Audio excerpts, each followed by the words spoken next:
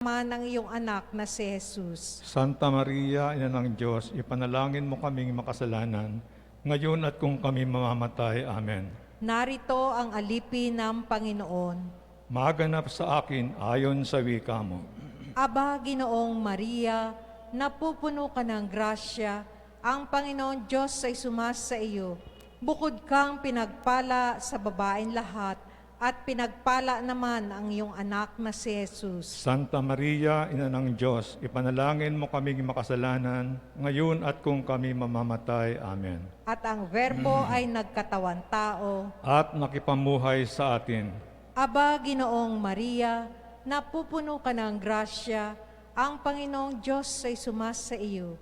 Bukod kang pinagpala sa babaeng lahat, at pinagpala naman ng iyong anak na si Jesus. Santa Maria, Ina ng Diyos, ipanalangin mo kaming makasalanan, ngayon at kung kami mamamatay. Amen.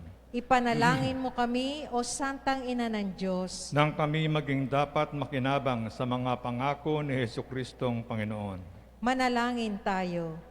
Panginoon naming Diyos, kasihan mo nawa ang aming mga kaluluwa ng iyong mahal na grasya, at yayamang dahilan sa pamamagitan ng anghel, ay nakilala namin ang pagkakatawang tao ni Jesukristong anak mo, pakundangan sa mahal na sakit at pagkamatay niya sa krus.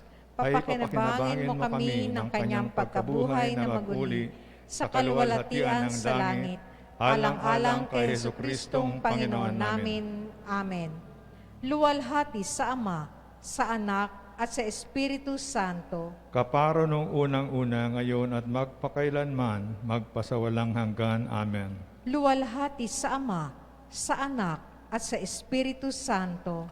Kaparo nung unang-una, ngayon at magpakailanman at magpasawalang hanggan. Amen. Luwalhati sa Ama, sa Anak, at sa Espiritu Santo.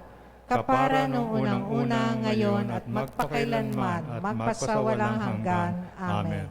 Sa ngalan ng Ama, ng Anak, at ng Espiritu Santo. Amen. Magandang gabi po, mga kapatid. Tayo po ay nasa ikalabisyam na linggo sa karaniwang panahon. Ang mamumuno po sa ating banal at pagdiriwang ay si Reverendo Padre Benny Tuazon. Tipan mo poon sa amin ay huwag mong lilimutin, nang ang abay huwag apihin, at kalaban mo'y matigil sa kanilang paniniil. Sa ngalan ng Ama, ng Anak at ng Espiritu Santo, Amen. sumainyo ang Panginoon. At sumayo rin. Sumuli natitipon tayo sa ngalan ng ating patron na si San Antonio. Tayo ay humingi sa kanya ng tulong upang ipanalangin sa Panginoon ang mga mahalagang pangangailangan natin, lalong-lalo na ang pagharap sa pandemyang ito. Ngayon din ay inugunita natin si Santa Clara ng Assisi. Tayo tumahimik sandali at pagsisihan ang ating mga kasalanan bilang paghahanda sa ating pagdiriwang. Inaamin ko sa makapangyarihang Diyos at sa inyo mga kapatid na lubha ko nagkasala sa isip, sa salita at sa gawa at sa aking pagkukulang. Kaya isinasamo ko sa mahal na Birheng Maria, sa lahat ng mga anghel at mga banal, at sa inyo mga kapatid, na ako'y panalangin sa Panginoong ating Diyos. Kawaan tayo ng makapangyarihang Diyos, patawarin sa ating mga kasalanan at patnubayan sa buhay na walang hanggan. Amen. Panginoon, kaawaan mo kami. Panginoon, kaawaan mo kami. Kristo, kaawaan mo kami. Kristo, kaawaan mo kami. Panginoon, kaawaan mo kami. Panginoon, kaawaan mo kami. Ama naming makapangyarihan, ibinigay sa iyong sambayanan si San Antonio bilang mahusay na tagapangaral at tagapanalangin para sa mga pangangailangan. Sa pagtulong niyang masundan namin ang ulirang pamumuhay, madamanawa namin ang iyong saklolo at kagipitan. Sa pamamagitan ni Jesucristo, kasama ng Espiritu Santo, magpasawalang hanggan. Amen.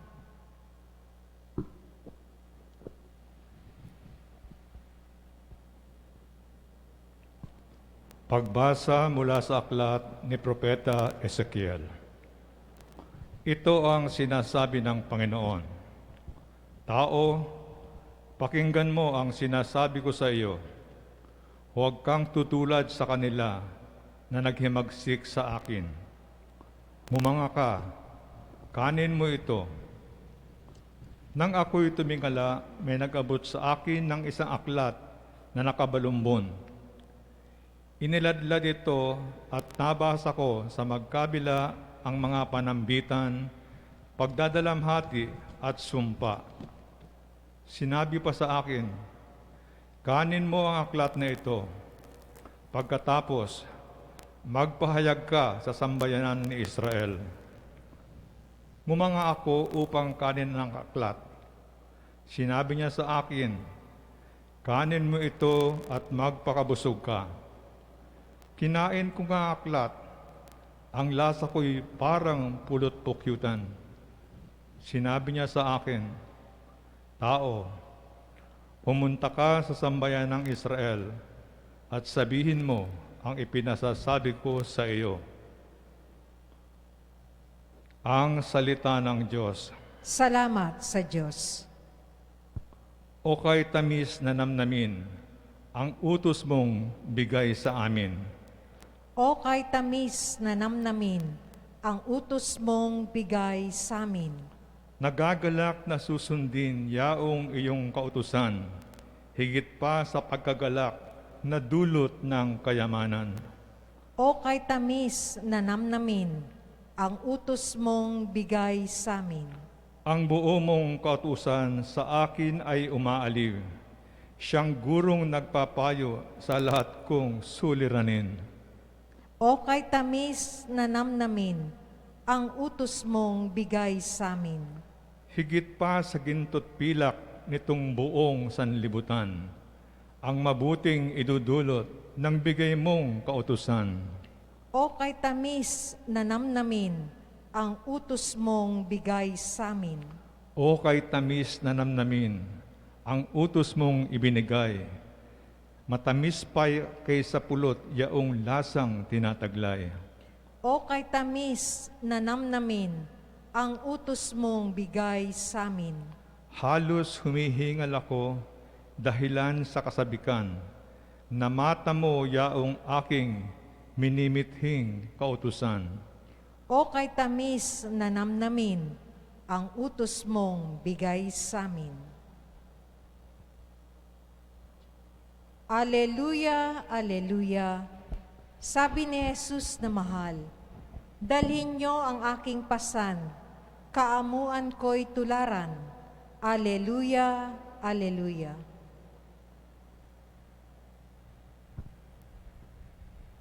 Sumainyo ang Panginoon. At sumayo rin. Ang mabuting balita ayon kay San Mateo. Papuri sa iyo, Panginoon. Nang mga sandaling iyon, lumapit kay Jesus ang mga alagad at nagtanong, sino po ang pinakadakila sa kaharian ng langit? Tinawag ni Jesus ang isang bata, pinatayo sa harapan nila at sinabi, tandaan ninyo ito, kapag hindi kayo nagbago at tumulad sa mga bata, hindi kayo mabibilang sa mga pinaghaharian ng Diyos. Ang sino mang nagpapakababa na gaya ng batang ito ay siyang pinakadakila sa mga pinaghaharian ng Diyos. Ang sino mang tumanggap sa isang batang ganito dahil sa akin, ay ako ang tinatanggap. Ingatan ninyo na huwag hamakin ang isa sa maliliit na ito. Sinasabi ko sa inyo sa langit, ang kanilang mga anghel ay laging nasa harapan ng aking Ama. Ano sa akala ninyo ang gagawin ng isang taong may 100 tupa kung maligaw ang isa sa mga iyon? Hindi kaya niya iiwan ang 99 na nanginginain sa kabululan upang hanapin ang naligaw? Sinasabi ko sa inyo, kapag nasumpungan niya ito, higit niyang ikinagagalak ang isang ito kaysa 99 na hindi naligaw. Gayun din naman, hindi kalooban ng inyong amang nasa langit na mapahamak ang isa sa maliliit na ito. Mga kapatid, ang mabuting balita ng Panginoon. Pinupuri ka namin, Panginoong Hesu Kristo. Ang turo ng Panginoon ay nasa dalawang antas tungkol sa kalagayan ng mga bata. Ang una, yung sa ikalawang bahagi, ay yung pangangalaga sa mga bata. Binibigyan diin ng Panginoon na sila ay dapat inaalagaan, kinakalinga, at pinapalaki, na mabubuting mga anak ng Diyos. Kung kaya't malaking kasalanan sa Diyos, kung ating ililigaw ang mga kabataan, kung atin silang gagabayan ng mali, o atin silang pababayaan. Pinagkakatiwala sa atin ng Panginoon ang mga bata dahil sila yung susunod na henerasyon. Sila yung papalit sa atin. Kung kaya't mahalaga na ang mga itinuro ng Panginoon at ang mga bagay na papapakinabangan nila ay atin ding ipinapasa o itinuturo sa kanila. Nakalulungkot kasi may mga tao na ganun na lamang ang kanilang pagdidepensa at pangangalaga sa mga bata. Pero naniniwala naman sila sa abortion. Di ba? May mga ganung mga bansa, may mga ganung mga tao. Ganun na lamang yung kanilang pagmamalasakit sa mga bata. Pero pagdating sa abortion o pagdating sa mga bagay na tungkol sa populasyon, ay hindi sila nangihinawa na ito ipanganandakan. So it's an irony, isang kabalintunaan. Kung kaya't dapat maging malinaw tayo sa ating paniniwala na from birth o mula sa sinapupunan, ang mga itinulot ng Panginoon na masilang ay dapat na pinapangalagaan, ginagabayan, itinataguyod, tinuturuan hanggang sa sila ay maging karapat-dapat sa susunod na henerasyon. Yung ikalawang antas naman ay yung pagpapaalala ng Panginoon sa atin bilang mga anak ng Diyos. Tayo na bilang mga bata ay marunong dapat sumunod sa Kanya, dumipende sa Kanya, at magpakumbaba sa Diyos. Ganyan ang mga bata. Pagdating sa kanilang mga magulang o sa kanilang mga tagapangalaga o nakatataas sa kanila, alam nila na hindi sila mabubuhay nang wala ang kanilang mga magulang. Alam nila na hindi sila magagabayan ng gusto kung wala yung mga magulang. Kung kaya't mayroong katangian ng mga bata na maging masunurin, mapagpakumbaba, at laging umaasa. At ganoon din dapat tayo sa Diyos. Tayo masunurin, umaasa sa Kanya at humihingi ng gabay. So yan, dalawang antas ang pwede natin pagnilayan sa Ebanghelyong ito. Ang una ay yung ating pananagutan bilang lipunan na pangalagaan ng ating kabataan dahil sila ang susunod na henerasyon. Pangalawa, na tayo ay magsilbing isang bata sa Panginoon na marunong sumunod, magpagabay, magpakumbaba at umasa sa Kanya.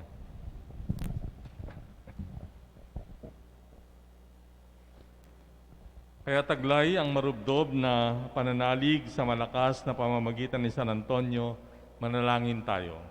O Ama sa langit, humahanga kami sa iyong malasakit para sa amin at ang iyong malugod na pakikitungo. Subalit ang pinakadakilang biyaya ng lahat, ikaw ang nagpahayag na iyong sarili sa pamamagitan ng mga patriarka, propeta, ni Kristo at ng mga santo, tulad ni San Antonio de Padua, pambihirang tagagawa ng mga kababalaghan at himala. Si Kristo ay iyong salita, ang iyong katotohanan at karunungan. Sa pamamagitan niya, nagsasalita ka sa amin sa paraan ng buhay at kabanalan ng aming patron na si San Antonio de Padua. Loobin mong dinggin at tularan si Kristo at lahat ng mga santo upang magkamit ng kapayapaan, ginhawa at katubusan. Para sa Santo Papa Francisco, sa aming tagapangasiwa, Broderick, sa mga obispo at mga pari, upang mabuhay at maglingkod sa salita ng Diyos. Manalangin tayo sa Panginoon. Panginoon, sa panalangin ni San Antonio, dinggin ang aming pagsamo. Para sa lahat, upang ugaliin ang pagbabasa ng banal na Biblia, makinig at isakatuparan ang salita ng Diyos at tupdin ito. Manalangin tayo sa Panginoon. Panginoon, sa panalangin ni San Antonio, dinggin ang aming pagsamo. Para sa sanlibutan na tinubos ni Kristo, upang ang lahat ng tao ay matutong ibigin ng Diyos at lahat niyang mga santo, nang sa gayon ay buksan ang kanilang puso tungo sa tunay mapagkakatapatiran sa ilalim ng pagkakaama ng Diyos. Manalangin tayo sa Panginoon. Panginoon, sa panalangin ni San Antonio, dinggin ang aming pagsamo. Para sa mga taong hindi kinalulugdan ang masayang pakikitungo ng iba at hinahadlangan ang pakikihalubilo ng kapwa, manalangin tayo sa Panginoon. Panginoon, sa panalangin ni San Antonio, dinggin ang aming pagsamo. Para sa mga taong mahilig manirang puri sa kapwa at walang katuturang pananalita, manalangin tayo sa Panginoon. Panginoon, sa panalangin ni San Antonio, dinggin ang aming pagsamo. Para sa mga taong mayabang, makasarili at mapagkunwari na humahamak sa iba, manalangin tayo sa Panginoon. Panginoon, sa panalangin ni San Antonio, dinggin mo ang aming pagsamo. Sa katahimikan, ipanalangin natin ang ating pansariling kahilingan.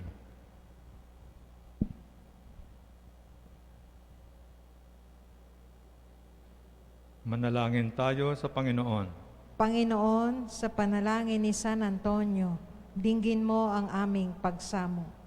Pinupuri ka namin, Ama, sapagkat sa pamamagitan ng iyong Espiritu, ipinagsasanggalang ang iyong kinapal sa tulong ng mga salita at mithiin upang tularan namin ang iyong mga kaisipan at gawain, alang-alang sa pangalan ng iyong anak, si Jesucristong Panginoon namin. Amen.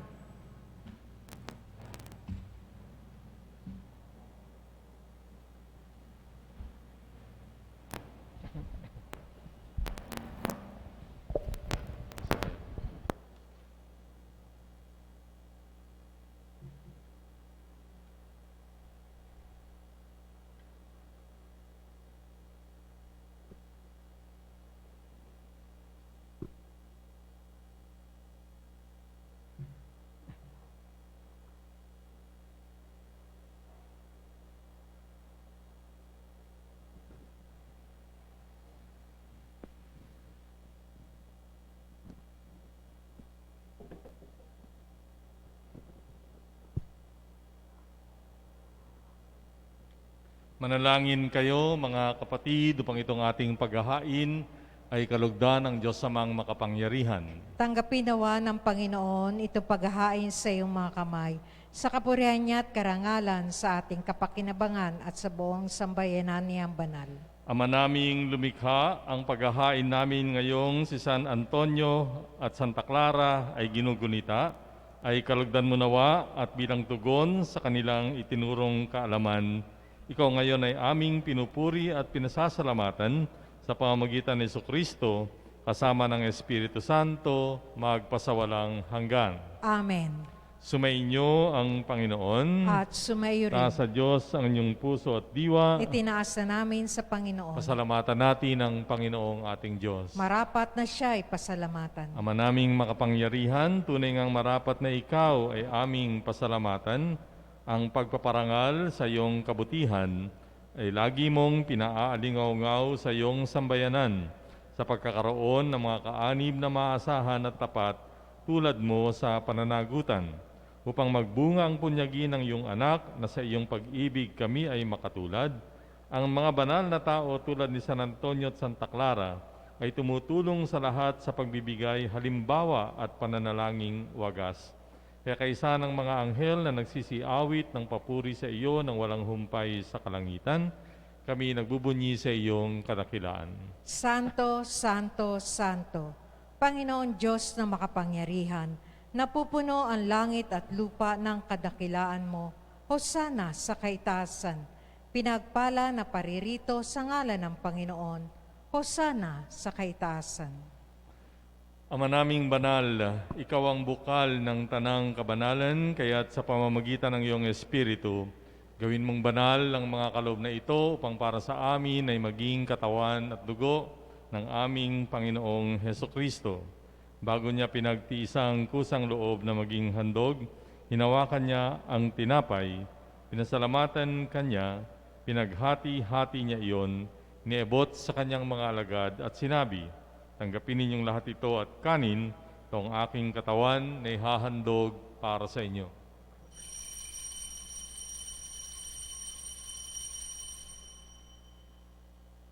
Gayun din naman, nung matapos ang hapunan, hinawakan niya ang kalis, muli kanyang pinasalamatan, niabot ang kalis sa kanyang mga alagad at sinabi, tanggapin ninyong lahat ito at inumin, ito ang kalis ng aking dugo, ng bago at walang hanggang tipan.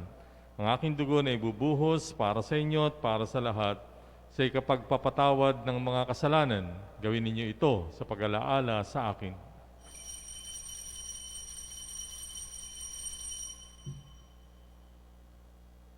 Pagbunyi natin ang misteryo ng pananampalataya. Si Kristo'y namatay, si Kristo'y nabuhay, si Kristo'y babalik sa wakas ng panahon.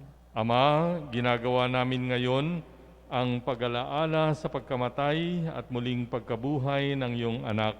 Kaya't iniaalay namin sa iyo ang tinapay na nagbibigay buhay at ang kalis na nagkakaloob ng kaligtasan. Kami ay nagpapasalamat dahil kami ay iyong minarapat na tumayo sa harap mo para maglingkod sa iyo. Isinasamo namin kaming magsasalo-salo sa katawan at dugo ni Kristo ay mabuklod sa pagkakaisa sa pamamagitan ng Espiritu Santo. Ama, lingapin mo ang iyong simbahang laganap sa buong daigdig. Puspusin mo kami sa pag-ibig.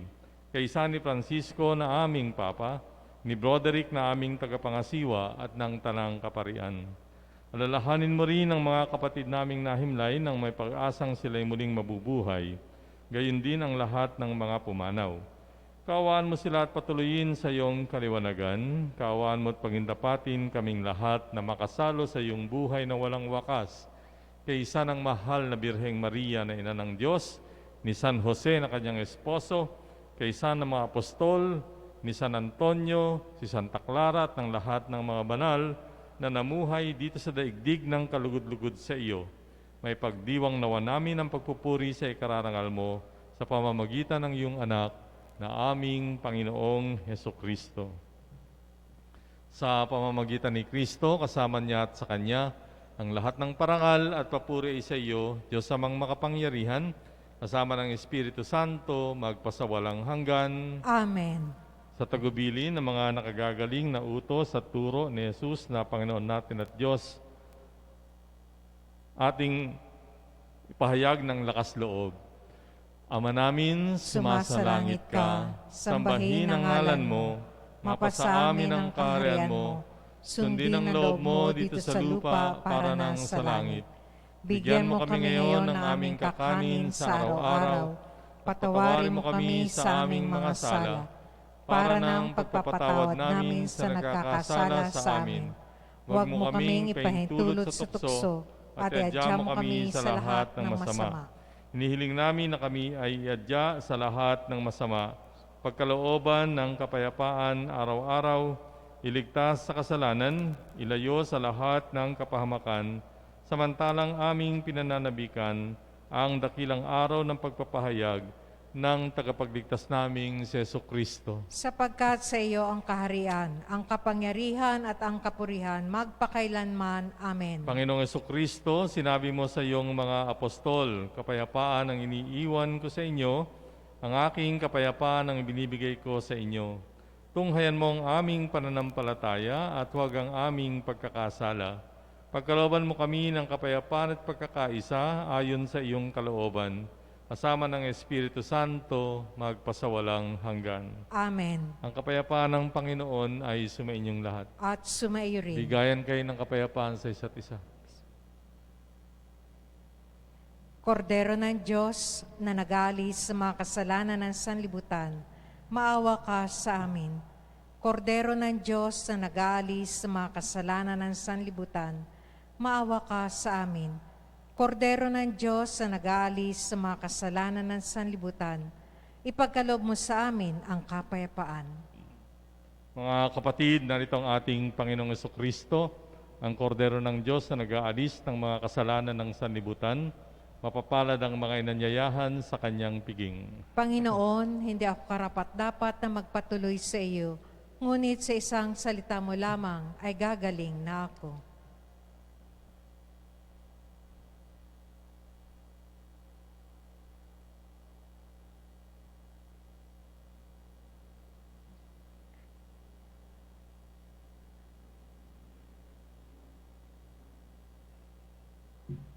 Pagkain kong ibibigay ay ang sarili kong buhay upang mabuhay ang tanan. Sabi ni Jesus na mahal, purihin siya kailanman.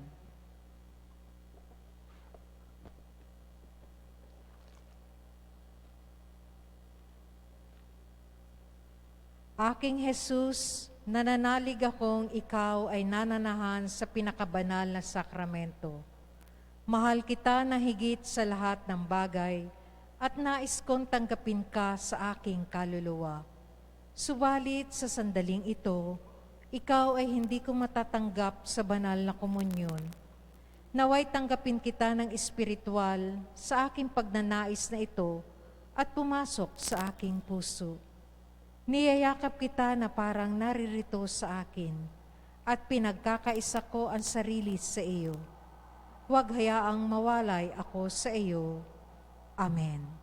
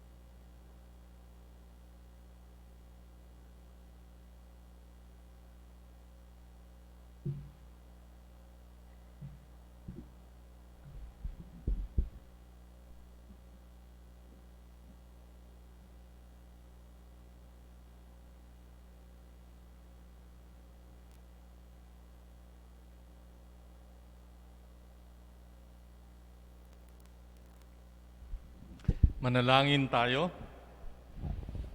Ama naming mapagmahal, kaming nagsalo-salo sa bumubuhay na pagkaing si Kristo, ay paturuan mo sa gurong si Kristo upang sa paggunita namin kina San Antonio at Santa Clara, kami matuto ng maasahang katotohanan mo at sa pag-ibig ay magampanan namin ito sa pamamagitan din ni Jesucristo, kasama ng Espiritu Santo, magpasawalang hanggan. Amen. Ati pong dasalin ang Oratio Imperata laban sa COVID-19. Makapangyarihan at mapagmahal na Ama, nagsusumamo kami sa iyo upang hilingin ang iyong patnubay laban sa COVID-19 na nagpapahirap sa marami at kumitil na ng mga buhay. Gabayan mo, Ama, dalubhasang na atasan na tumuklas ng mga lunas at paraan upang ihinto ang paglaganap nito. Patnubayan mo ang mga lumilingap sa may sakit upang ang kanilang pagkalinga ay malaki pa ng husay at malasakit. Itinataas namin ang mga nagdurusa. Makamtanawa nila ang mabuting kalusugan. Lingapin mo rin ang mga kumakalinga sa kanila. Pagkamitin mo ng kapayapaang walang hanggan ang mga pumanaw na. Pagkalooban mo kami ng biyaya na magtulong-tulong tungo sa ikabubuti ng lahat. Pukawin sa amin ang pagmamalasakit sa mga nangangailangan. Nagsusumamo kami na iyong ihinto na ang paglaganap ng virus at ipag-adya kami sa lahat ng mga takot. Hinihiling namin ito sa pamamagitan ni Jesucristo na nabubuhay at nagharing kasama mo at ng Espiritu Santo, iisang Diyos, magpasawalang hanggan. Amen. Dumudulog kami sa iyong patnubay, mahal na Ina ng Diyos. Pakinggan mo ang aming mga kahilingan sa aming pangangailangan at ipag-adya mo kami sa lahat ng kasamaan, maluwalhati at pinagpalang Birhen. Amen. Maria, mapag-ampon ng mga Kristiyano, Ipanalangin mo kami. mahal na Birhen, mapagpagaling sa may sakit. Ipanalangin mo kami. San Rafael, Arkanghel, Ipanalangin mo kami. San Roque, Ipanalangin mo kami. San Lorenzo Ruiz, Ipanalangin mo kami. San Pedro Calungsod, Ipanalangin mo kami. San Antonio ng Padua. Ipanalangin mo kami. Amen. Sumainyo ang Panginoon. At sumayo. Palain kayo ng makapangyarihang Diyos Ama, Anak at Espiritu Santo. Amen. Sa ating pagdiriwang, mayo kayo sa kapayapaan ni Kristo. Salamat sa Diyos.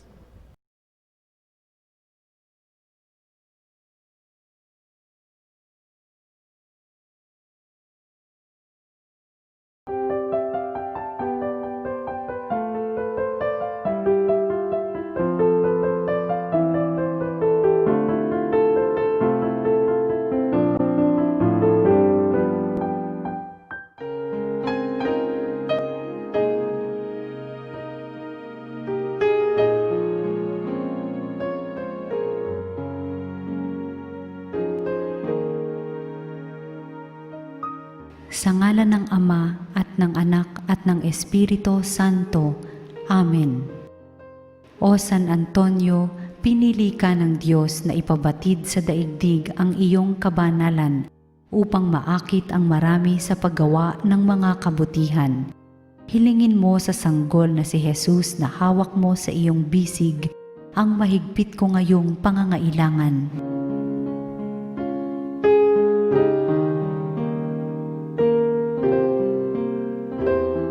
Samahan mo ako sa aking panalangin sapagkat ang dasal ng isang banal na kagaya mo ay dinirinig ng Diyos.